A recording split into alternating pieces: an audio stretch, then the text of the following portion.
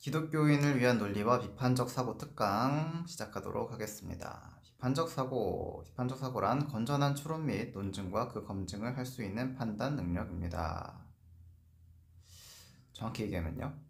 우리는 비판적 사고가 해석, 분석, 평가 및 추리를 산출하는 의도적이고 자기규제적인 판단이며 동시에 그 판단에 대한 근거가 제대로 되어 있는가, 개념적, 방법론적, 표준적 또는 맥락적 측면들을 제대로 고려하고 있는가에 대한 설명을 산출하는 의도적이고 자기규제적인 판단이라고 이해한다.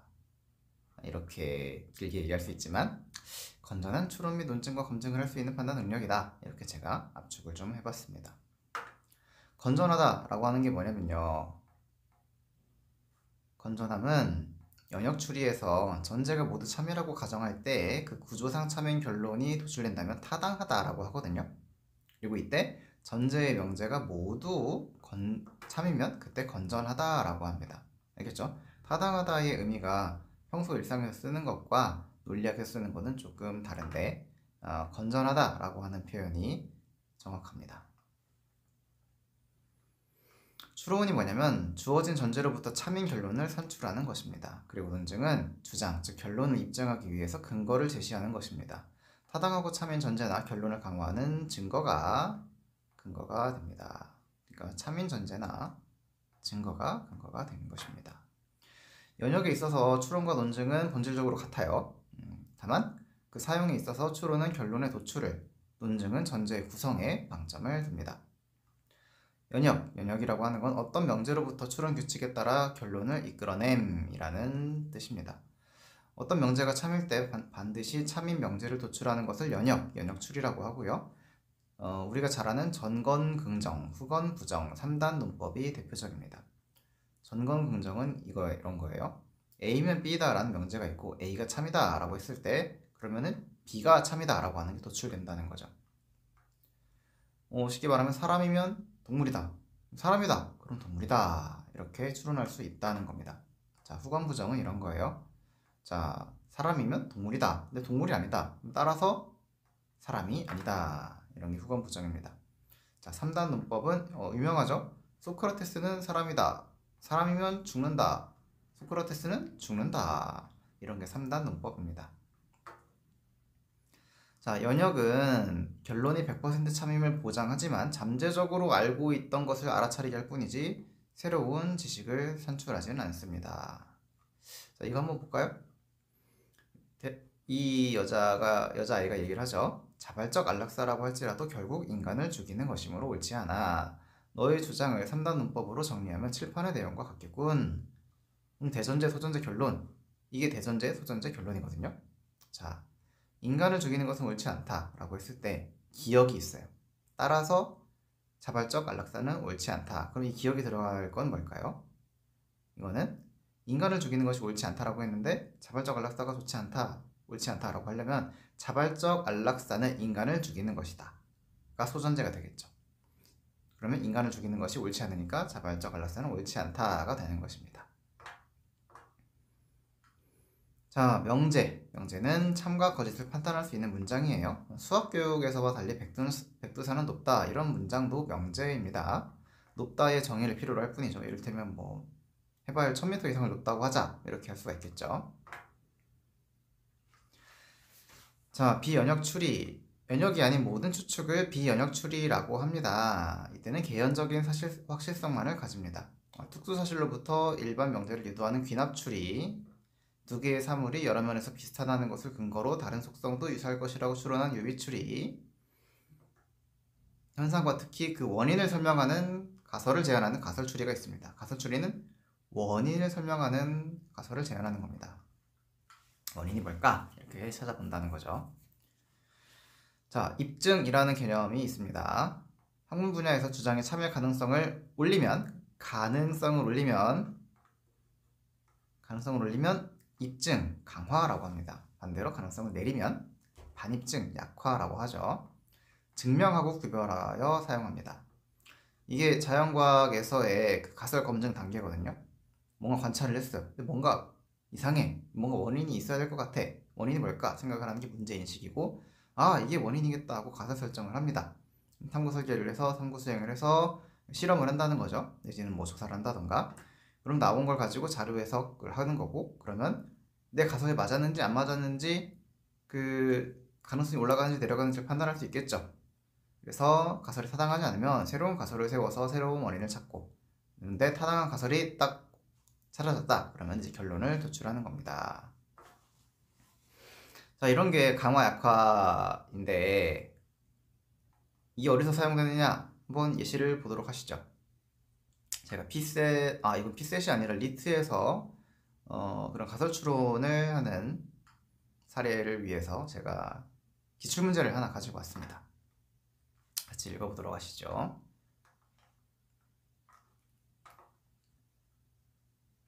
자, 기억과 니은에 대한 평가로 적절한 것만을 보기에서 있는 대로 고른 것은, 자, 이런 문제고요. 이렇게 객관식 문제인데 뭐 어려운 문제는 아닙니다. 제가 같이 풀어드릴 테니까 한번 여기서 멈추시고 이 기억, 니은, 디귿의 참고지를 한번 알아보면 좋겠습니다.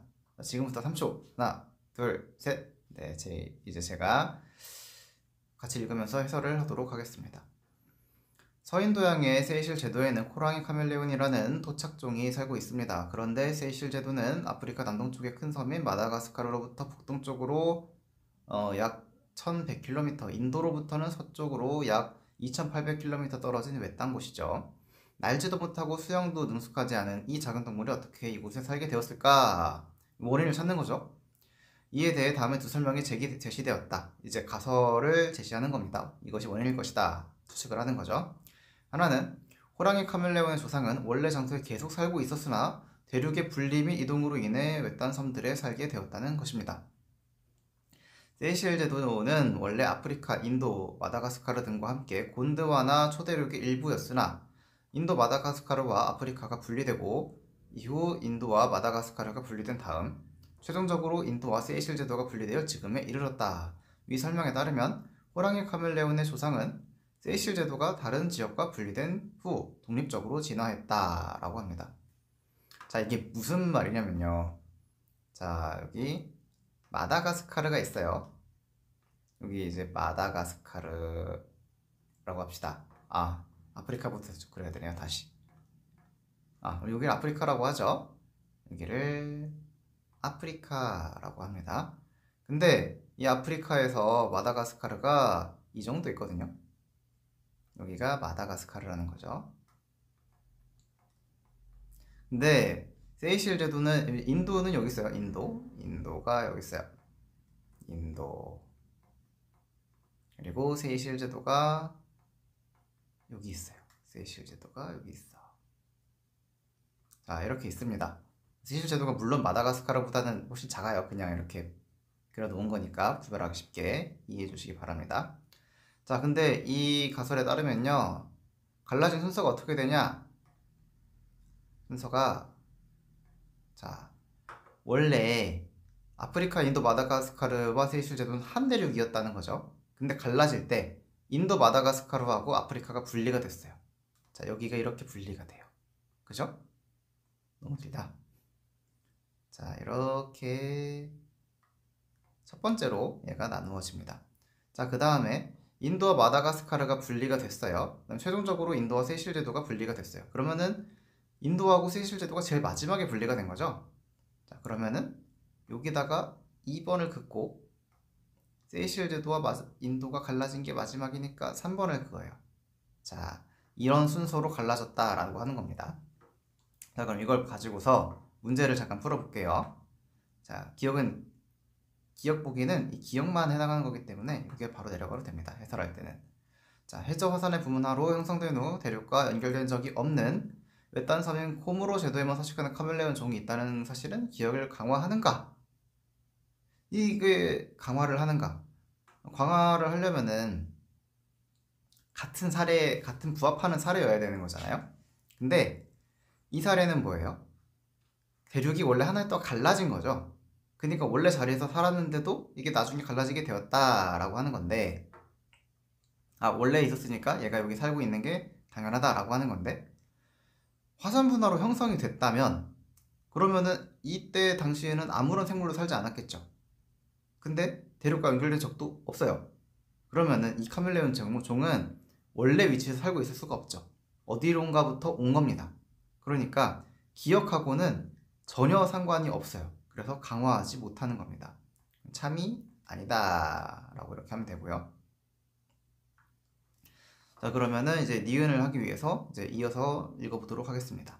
자, 다른 하나는 호랑이 카멜레온의 조상이 마다가스카르 또는 아프리카의 강이나 해안가로부터 표류하는 나뭇가지 등의 뗏목을 타고 세실 제도에 도착했다는 것이다. 이에 따르면 호랑이 카멜레온의 조상은 본래 아프리카나 마다가스카르에 살고 있었는데 서식지 근처 강의 범람과 같은 사건의 결과로 표류물을 타고 세실 제도로 이주한 후 독립적으로 진화했다. 이게 무슨 말이에요? 얘네는 그냥 갈라져 있는 상태에서 이렇게 뗏목을 타고 왔다는 거예요. 이렇게 니은 가설은 이렇다는 거죠. 자, 그럼 문제를 풀어보겠습니다. 세실 제도가 인도에서 분리된 후 최근까지 서인도양의 해류가 서쪽에서 동쪽으로 흘러다닌 연구 결과가 있다면 니은을 약화하는가? 해류가 서쪽에서 동쪽으로 흘러요. 자, 해류는 이제 어두운 색으로. 자, 해류가 서쪽에서 동쪽으로 이렇게 흘렀다면 이 뗏목들이 여기로 가는 게 되게 자연스럽죠? 그러면은 이거를 약화한다고 볼 수가 없는 겁니다. 그죠? 그러면은 자연적으로 답은 디귿이 되겠는데 디귿도 한번 보도록 하겠습니다. 자, 아프리카 동부의 카멜레온과 호랑이 카멜레온의 가장 가까운 공동 조상이 마다가스카르의 카멜레온과 호랑이 카멜레온의 가장 가까운 공동 조상보다 더 나중에 출현했다는 연구 결과가 있다면 이는 기억을 약화하나 니은을 약화하지 않는다. 자, 이게 무슨 말인지 볼게요. 다 그러면 세실제도에 살고 있는 애가 얘랑 더 먼저 갈라진 거잖아요. 얘랑 더 사이가 멀어야 돼요. 그죠? 마다가스카르와는 사이가 더 가까워야 돼요. 그런데 아프리카 동부의 카멜레온과 호랑이 카멜레온의 가장 가까운 공동 조상이 마다가스카르에 있는 친구보다 더 나중에 출현했다 라고 하는 게 뭐냐면 가깝다는 거예요. 얘네 둘이 가까워. 근데 얘네 둘은 멀어. 그러면은 이 기억 가설이 예상하지 못하는 거였기 때문에 약화를 하죠. 그러면 이게 참입니다. 하지만 니은은 약화하지 않죠. 왜냐면 얘는 뗏목 따라서 이렇게 가는 건데 얘가 더 가깝다고 하더라도 약화되진 않는다는 겁니다. 자, 그래서 답은 어떻게 되냐? 얘는 강화하지 않았죠? 얘도 약화하지 않았죠? 얘는 약화하나 약화하지 않았으니까 답은 디귿이 되는 겁니다. 자, 이렇게 가설과 사례에 따라서 강화가 되고 약화가 되는 이런 모습을 볼 수가 있는데요. 이런 걸 가지고서 비판적 사고를 가지고서 신앙생활도 할 수 있어야 된다라는 겁니다. 자, 그래서 비판적 사고는 뭐냐면 합리적인 업무 처리와 대부분의 학문 연구를 수행하는 데 있어서 근간이 되는 방법이 비판적 사고다. 비판적 사고를 갖고서 자연을 연구하면 과학, 유물, 문헌 등 사료를 연구하면 역사학, 성서와 교리를 연구하면 신학이 된다. 이 이야기를 하려고 이렇게 풀어본 겁니다. 자, 그러면은 이런 종류의 사고가 어떻게 신학에서 사용되는지 한번 보도록 하겠습니다. 자, 신학에서 논리와 비판적 사고의 사용법. 논리와 비판적 사고는 교리의 확장 및 검증, 성서 기술의 사실성과 저자 의도를 파악하는 데 필요합니다. 자, 첫 번째 사용법은 이제 교리 확장과 규지법이에요. 연역 추리는 교리학에서 많이 사용됩니다. 교리가 명제로 되어 있기 때문에 그렇습니다. 명제는 스스로 또는 다른 유관한 명제와 전제를 구성해서 새로운 명제를 산출합니다. 자, 이를테면 인간은 죄인이다 라는 명제가 있어요. 그리고 인간은 자력으로는 죄를 씻을 수 없다. 그리고 세상에 어떤 피조물도 죄를 사해줄 수 없다 라고 하는 게 모두 참이라면 따라서 인간의 죄를 사하는 것은 하나님에게만 달려있다 라고 하는 루터의 칭의론 교리가 이렇게 명제로서 논증으로서 정리가 될 수 있는 거죠. 그리고 인간의 구원은 하나님에게만 달려있다. 그리고 하나님은 전지전능하고 미래를 바꾸지 않으신다면 따라서 구원받는 사람은 예정되어 있다라는 칼빈의 예정론 교리도 나오게 됩니다. 자, 다음도 볼게요. 영혼이 존재한다. 그리고 사후세계도 영혼은 불멸하다. 따라서 영혼이 사후에도 어딘가 존재한다라는 사후세계 교리가 나오게 되는 겁니다. 이런 영역 추리가 가능하죠. 이런 걸 깨달음이라고 합니다. 원래 알고 있던 거에서 하지만 알아차리지 못했던 것을 알게 되는 것. 이게 깨달음입니다. 이런 방식으로 교리가 확장이 됩니다. A 교리가 참일 때 연역되는 명제 B도 교리서에 적혀있지 않은 경우에도 교리가 되고 B에서 연역되는 C도 교리가 되죠. 자, 그럼 여기서 A, B, C, D 이렇게 이어진다고 할 때 A면 B이고 B면 C이고 D면 C이고 C면 D이고 이렇게 명제 연세가 추론 연세가 있다고 할 때 그런데 여기서 D가 아니다 라고 하는 명제가 확실하다면 어떻게 될까요? 그러면 여기 있는 명제가 전부 다 참이 아니게 되는 겁니다. 신기하지 않나요? 자, 원래 명제가 하나 있었어요. 원래 우리가 믿고 있던 교리가 있었어. 근데 이거에 따르면 참이어야 되는 명제들이 있어요. 근데 그 중에 하나가 거짓이 나오면 원래 명제 A가 거짓으로 연역이 되는 겁니다. 자, 이런 증명은 이제 후건 부정을 이용한 것인데 이러한 검증 방법을 귀류법이라고 부르도록 하겠습니다. 귀류법이 뭐냐? 올바른 길이 둘 중에 하나, P이거나 P가 아니다. 둘 중에 하나는 참이겠죠? 왜냐면 둘은 모순관계니까. 근데 P가 아니다 해서 참이 아닌 결과가 나왔다면 이 길을 가는데 모순이 발생했다면 되돌아가야 된다는 거예요. 그럼 P에다가 참이라는 거죠. 자, 귀류법은 국어사전에는 명제의 부정을 가정하여 그것의 불합리성을 드러내어 명제의 참을 증명하는 간접 증명법이지만 그 본질은 연역의 연쇄를 이루고 있는 명제들이 모순으로 귀결되면 전부 거짓이 되는 것에 있습니다. 그래서 이 오류로 돌아간다 라고 해서 귀류법인 거죠.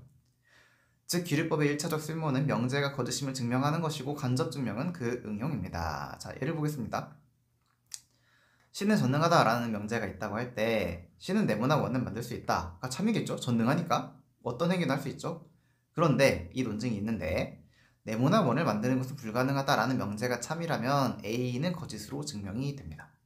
신은 전능하지 않다.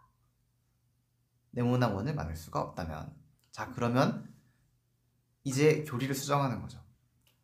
이를테면 신은 궁극적이고 철학적인 의미에서 전능하다고는 할 수 없지만 인류를 구원하기에 충분한 능력을 갖고 계시다. 이 정도로 말이죠. 자, 첫 번째가 연역에 대한 거였다면 이제 강화 약화, 비연역 추리에 대한 이야기 좀 해보겠습니다. 강화 약화와 성서 기술의 사실성. 교리는 주로 연역의 영역에 있지만 성서학은 비연역 추리를 이용할 때가 많습니다. 가령 성서의 사실성을 검증하는 건 가설 추리 영역에 있고 증거가 가설을 강화 약화하는지 판단하는 것이 중요합니다. 자, 우리 강화 약화의 개념 상기하고 가도록 합시다. 자, 예시를 하나 들게요. 출애굽은 15세기, 13세기 이 두 가지 설이 있어요. 15세기 설을 가설 A라고 합시다. 출애굽은 15세기 일어났다. 이 가설은 열왕기상 6장 1절에 솔로몬 제2의 4년에 시작된 성전 건축은 출애굽 480년 후라는 진술에 따른 것입니다. 975년에 성전 건축을 했는데 480년 전으로 가면은 1455가 나온다는 거죠. 자, 그러나 요셉이 현실적으로 고위 관료가 될 가능성이 있는 시기는 셈족인 히속스 왕조뿐인데 이 시기인데 1650년부터 1550년. 근데 15세기에 탈출을 했다면 1400년대인 거잖아요. 그죠? 일족 70명이 파라오가 두려워할 정도로 늘어나기엔 지나치게 짧은 시간이다 라는 반론이 가사를 약화하는 겁니다. 이게 참이라면 얘가 약화된다는 거죠. 자, 그런데 13세기 이집트의 메르네타 석비에서 이게 메르넵타 석비거든요. 여기에서 이스라엘을 언급할 때 나라가 아니라 민족으로 언급이 되어 있는데 15세기 설에 따르면 이스라엘은 이미 국가 형성이 되어 있어야 하므로 서로 충돌한다 라고 하는 반론도 가설을 약화시키죠. 한편 성서학자들은 열왕기상에서 왜 480년이라고 했을까를 설명한 가설을 또 제시합니다. 그것은 480년은 한 세대를 40년으로 잡은 뒤 12대를 곱하면 나오는 수라는 것입니다. 학자들은 이때 40을 상징적인 수라고 보았습니다. 모세가 수명이 120세였다던가 광야의 세대 교체를 40년으로 봤다던가 이런 배경이 있는 거죠. 자, 그리고 다른 역본에서는 440년이라고 되어 있어요. 아, 그러면 이게 한 대를 빼고 더하고 한 건가 보다 라고 추측을 하게 되는 거죠. 한편 이 12대는 족보로 쉽게 기록할 수가 있으니까 신빙성 있는 숫자라고 보았습니다. 그리고 40년이라는 비현실적인 숫자를 25년으로 조정을 하면 40세에 처음 출산을 하지 않으니까 25년으로 조정을 하면 480년이 아니라 300년의 산출이 됩니다. 자, 그럼 975년에서 이거 더해야죠. 죄송해요. 빼기로 했네요. 300년을 더하면 1275년이 된다는 거죠. 기원전 1275년. 따라서 출애굽은 13세기라는 가설 B를 세우도 검증을 해보게 됩니다. 이제 학자들이. 자, 그러면 힉수스 왕조 17, 16세기에 이집트에 들어와서 13세기에 탈출을 했다면 인구 증가가 조금은 더 설명이 되죠. 그럼 가설 B가 약간 강화됩니다. 또 성서에 요셉을 모르는 왕 진술은 힉수스 왕조에서 이집트 본토인 왕조로의 교체와 부합합니다. 그럼 가설이 강화됩니다. 그리고 메르넵타 석비 1210년대 이제 석비를 만들거든요. 이때의 언급이 자연스러워지는 거죠. 왜냐면 13세기에 1200년대에 출애굽을 했으니까 이때 나라라고 부르지 않고 민족이라고 부르는 게 더 자연스럽다는 거죠. 이렇게 강화가 됩니다. 이상의 이유로 학계에서는 13세기 설이 다수설이 되었습니다. 그러니까 과학에서 사용하는 강화 약화의 개념, 입증 반입증의 개념이 가설출이라는 점에서 신학에도 똑같이 적용될 수가 있는 겁니다. 왜냐면 이것도 역사 고고학에 영향을 받으니까. 예시 두 번째를 또 보겠습니다. 여리고와 나팔. 나팔을 분이 여리고 성벽이 무너졌다라는 기술은 사실이다. 이런 가설이 있습니다. 근데 나팔을 분다고 성벽이 무너지나요? 우리 상식에 부합하지 않죠? 그러면 가설이 약화됩니다. 반면에 고유 진동수를 맞춰서 공진시키면 거대 인공물도 흔들리게 해가지고 손상시킬 수 있다라는 설명이 있어요. 막 다리가 흔들리는 뭐 그런 영상들이 있잖아요. 뭐 그런 게 사실이라면 가설을 강화하겠죠. 그러나 그건 철근이나 케이블로 만드는 다리 같은 데나 해당하는 것이지 돌과 흙으로 짓는 성벽과는 무관하다라는 반론은 가설을 또 약화합니다. 그리고 가나안 정복 전쟁 당시 여리고는 폐허였고 요새화되어 있지도 않았다는 발굴 결과는 가설을 크게 약화합니다. 그러니까 무너뜨릴 성이 당시엔 없었다는 거죠. 그래서 학자들은 성서 기자가 해당 본문을 쓸 때 여리고가 요새화되어 있었기 때문에 혹은 바빌론 침공 전에 요새였다는 걸 알고 있었기 때문에 시대착오, 나쁜 말이 아니에요. 그래서 이 시대착오를 일으킨 것으로 추측을 하고 있다는 거죠. 고증오류라는 말이 자주 쓰이는데 시대착오나 재현오류 등으로 부르는 게 맞다고 합니다. 당시에 실제로 그게 요새화 되었는지 안 되었는지 몰랐기 때문에, 하지만 이 성서 기자가 쓸 때는 여리고가 있었기 때문에 혹은 여리고에 대해서 알고 있었기 때문에 착각을 했다는 거죠. 자, 성서 저자의 의도 파악하기. 성서 해석의 목적은 저자의 의도를 가능한 한 정확하게 파악하는 것입니다. 이때 저자의 의도는 과학으로 치면 학자들이 밝혀내야 하는 자연 법칙이나 진리와 같은 것이고, 해석은 그걸 설명하는 이론 및 가설이 됩니다. 그러니까 우리가 알고 있는 강화 약화 혹은 이제 가설 검증의 단계가 성서 해석학에도 적용이 된다는 거예요. 하나의 본문에 대해서 여러 개의 해석이 있을 수 있고 그중 경쟁 가설을 제치고 가장 많이 강화되면 다수설이 돼가지고 표준 해석으로 자리 잡게 돼요. 그러면 주석서에 가장 비중 있게 소개가 되는 겁니다. 그럼 또 수많은 설교자들이 이 주석을 보고 그 해석을 따라가게 되는 거죠. 이건 렘브란트의 돌아온 탕자 그림입니다. 예를 들어 탕자의 비유의 주제는 죄인에 대한 회개의 촉구다라고 하는 해석 A가 과거에는 다수설이었습니다. 그러나 해당 비유의 주제는 죄인이 회개했을 때 아버지의 기쁨에 함께하고 회개한 사람을 과거로 책잡지 말라는 것이다 라는 해석 B가 등장하게 됩니다. 이때 해당 비유가 아버지에게 화를 내는 첫째 아들에 대한 훈계로 끝난다는 사실은 이야기의 목표 청중이 죄인이 아니라 스스로 경건하다고 여기는 자들이라고 보는 D해석을 강화합니다. 또한 이 비유는 잃은 양의 비유, 되찾은 드라크마의 비유와 함께 나오는데 위 비유에선 회개라고 할 만한 묘사가 없다는 사실, 반대로 기쁨이라는 단어는 5번 등장한다는 사실, 탕자비유의 마지막 훈계에서도 기쁨이라는 단어가 나온다는 사실은 세 비유의 공통된 주제의식, 기쁨을 보여주면서 비를 강화합니다. 마지막으로 세 비유가 예수님이 세리와 죄인들과 함께 음식 먹는 것을 비난하는 바리새인들과 율법학자들에게 들려주는 것이라는 사실은 B를 강화하고 A를 약화합니다. 그러한 이유로 A, B 해석을 모두 아는 사람은 통상 B로 해석하고 그렇게 설교합니다. 보세요. 그림 한번 볼게요. 여기서 주목받는 인물이 누구인가요? 물론 당연히 빛을 많이 보고 있는 이 아버지거든요. 근데 이 죄인에 해당하는 탕자는 얼굴을 보여주지 않아요. 그런데 여기에 똑같이 빨간 옷을 입고서 주목받는 사람이 누구냐면 바로 첫째예요.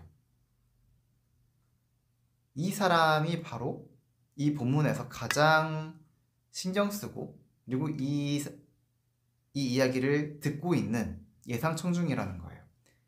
아버지의 표정이 굉장히 차분하고 자유로운 반면에 굉장히 못마땅한 첫째 아들의 표정을 볼 수가 있어요. 그러니까 첫째 아들아, 이 둘째한테 너무 나무라지 마라 라고 하는 게 이 작가의 의도이고 성서의 의도라는 거죠. 이 사람을 비난하는 게 아니라, 이 사람한테 회개를 촉구하는 게 아니라, 물론 회개가 중요하긴 하지만 이때의 방점은 이 빨간 옷을 입고 있는 첫째에 대한 비판에 있다는 거죠. 자, 그래서 이제 A, B 해석이 있지만 이제 과거의 다수설이 이제 나중에 패러다임 시프트가 일어나게 되는 겁니다. 자, 기독교인에게 논리와 비판적 사고가 필요한 이유, 다른 생각, 문화, 배경, 종교를 가진 사람들과 소통할 수 있게 해줍니다. 논리는 언어 사용자라면 반드시 받아들여야만 하는 바른 생각의 방식이고 사고의 공용어입니다. 앞뒤 안 맞는 말을 하는 사람조차도 논증을 하는 척하느라고 애를 쓰고 논리를 싫어하는 사람조차 논리는 틀렸다라고 말하지 못합니다. 뿐만 아니라 불필요한 감정 소모를 예방하죠. 평범한 사람은 자신이 한번 수용한 신념과 양립할 수 없는 견해나 정보와 맞닥뜨리면 부정적인 감정을 느끼게 됩니다. 그러나 논리와 비판적 사고를 훈련하고 일상에서 사용하는 사람일수록 그런 일이 적어집니다. 반지성주의와 기독교를 분리할 수가 있게 돼요. 어떤 사람들은 기독교 신앙을 가지려면 논리와 과학적 사고를 그리고 지식을 얼마간 포기해야 한다라고 여기는 경우가 있습니다. 그래서 한쪽으론 기독교를 폄하하는 분들이 있고 다른 한쪽으로는 과학을 거부하는 분들도 있습니다. 그러나 현대 신학계는 과학적 사실이나 논리와 모순되는 입장을 갖고 있지 않으며 오히려 타학문과 활발하게 교류하고 있습니다. 반지성주의가 뭐냐면 자기가 지금 알고 있고 믿고 있는 게 전부 참이라고 여기고 다른 생각은 거부하고 자기 주장을 내세우기 위해서라면 근거가 빈약한 데이터, 맞아떨어지지 않는 사례를 거리낌 없이 구사하는 이러한 태도를 반지성주의라고 말합니다.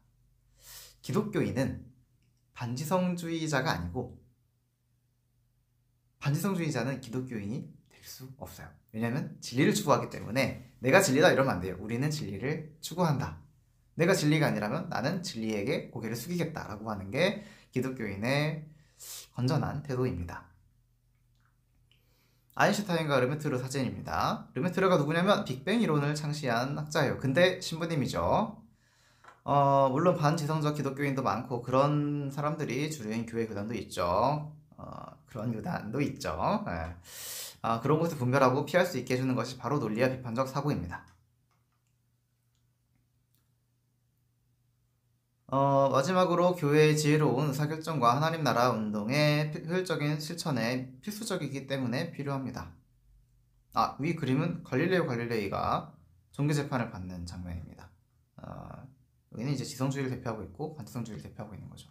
물론 이 종교가 과학을 억압했는가에 대한 이야기는 좀 더 심층적으로 다룰 필요가 있습니다. 왜냐면은 과학에 가톨릭이 기여한 바가 되게 많거든요. 그러니까 가톨릭에서 반지성주의적인 사람이 있는 거고 그렇지 않은 사람이 있는 거지 종교 자체가 과학을 억압한다 이렇게 보는 시각은 조금 타당하다고 보기는 어렵습니다.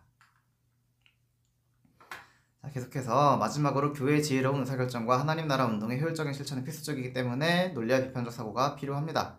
교회에서 뭔가를 정할 때 모순과 비약이 많은 의견이 채택되면 안 되겠죠. 늘 목적에 부합하는 수단을 택해야 하고 그 목적이 훌륭한 것인지 비판적으로 생각할 수 있어야 합니다. 하나님 나라 운동과 효율이라는 말이 잘 어울리지 않는다고 생각할 수 있습니다. 그러나 하나님 나라 운동은 비효율적이어야 하는가? 그러면 동의하시나요? 당연히 아니라고 대답할 것입니다. 하나님 나라 운동은 결국 세상의 고통을 얼마나 줄이는가, 기독교가 얼마나 전파되는가에 대한 것입니다. 그런데 우리의 시간과 자원은 한정적이죠. 그러면 같은 시간과 자원을 가지고서 가능한 한 많이 고통을 줄이고 기독교회는 많이 늘리는 것이 우리의 역할입니다. 이건 연세대 세브란스 병원이죠. 가령 우리나라에 온 선교사분들은 병원 대학을 짓는데 많은 자원을 투입했습니다. 덕분에 수많은 사람들이 건강과 생명을 건졌고 가난을 벗어났으며 예수님을 알게 되었습니다. 그런데 만일 커다란 예배당만 지어놓았다면 한국의 기독교가 지금과 같았을까요? 따라서 논리와 비판적 사고, 즉 합리적인 사고방식은 개인을 위한 것일 뿐만 아니라 교회가 하나님의 뜻을 따라 세상을 섬길 때 필요한 것이기도 합니다. 이러한 논의들은요, 논리와 비판적 사고, 김강수 선생님의 논리와 비판적 사고를 참고했습니다.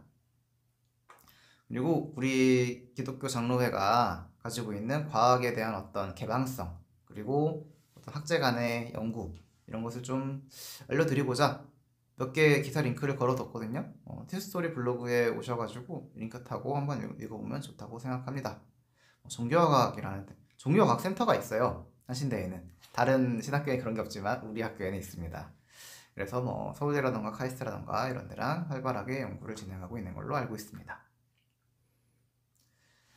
네, 그러면 오늘 기독교인과 논리와 비판적 사고 이야기를 해봤고요. 그럼 또 다음에 뵙도록 하겠습니다. 감사합니다.